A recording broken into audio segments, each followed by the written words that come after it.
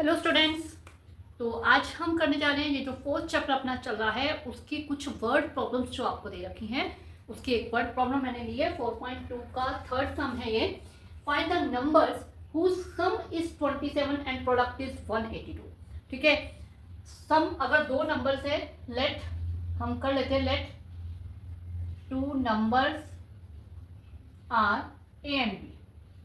ठीक है, तो क्या हमें दे रखा है इनका सम 27 है, यानी a प्लस बी जो है वो 27 के इक्वल, और दूसरा दे रखा है इनकी जो प्रोडक्ट है यानी कि a इंटू बी वो आपको 182 दे रखे है। अब इन दोनों से हमें इसे सॉल्व करना है, तो हम क्या करते हैं यहाँ b की वैल्यू 182 अपॉन a फाइंड कर लेते हैं। b की वैल्यू जो होगी, अब इस वैल्यू को हम यहाँ पे पुटअप कर देते हैं। यहाँ पे क्या है a प्लस बी, बी की जगह आ जाएगा 182 अपॉन a 27। क्लियर हुआ कि मतलब हमें सम दे रखा था 27, सम 27 ले लिया, प्रोडक्ट 182 दे रखी थी, प्रोडक्ट 182 ले ली। इन दोनों में से किसी भी एक में से वैल्यू निकाल के दूसरे में पुटअप करनी है, तो मैंने यहाँ से वैल्यू निकाली, उसको पुट कर दिया। अब ये क्या बन जाएगा, a को डिनोमिनेटर कैसे हटाते हैं, ये आ जाएगा a स्क्वायर, a से कट जाएगा 182 एंड 27a। अब इस 27a को मैं इधर ले आती हूँ, ये माइनस का आ जाएगा, सॉरी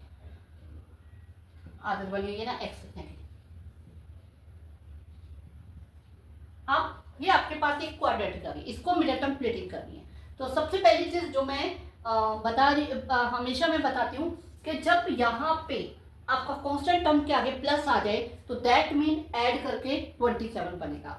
ठीक है, 182 को सॉल्व करने के लिए हम क्या करते हैं, इसका एलसीएम निकाल लेते हैं, ये आ जाएगा। तो आपके पास ये तीन वैल्यूज आ गई, अब इनको करके हमें 27 बनाना है। तो इन दोनों को अगर हम मल्टीप्लाई करते हैं, ये 14 आ जाएगा, 14 प्लस 13 27। तो ये हमारे पास आ गया। ये हमें क्लियर था कि प्लस करके आएगा क्योंकि इस साइड से हमें पता चल जाता है।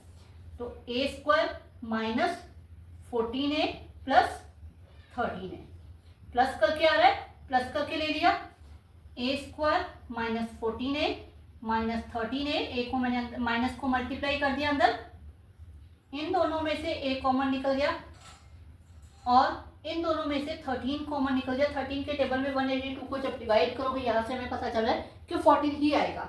ठीक है, यहाँ साइन माइनस का है तो ये साइन चेंज हो जाएगा। तो आपके पास a minus 14 and a minus 13, तो a is equal to 14 and a is equal to 13, यानी इन दोनों में से मतलब एक नंबर 13 है और एक नंबर 14 है। ओके, क्लियर हुआ।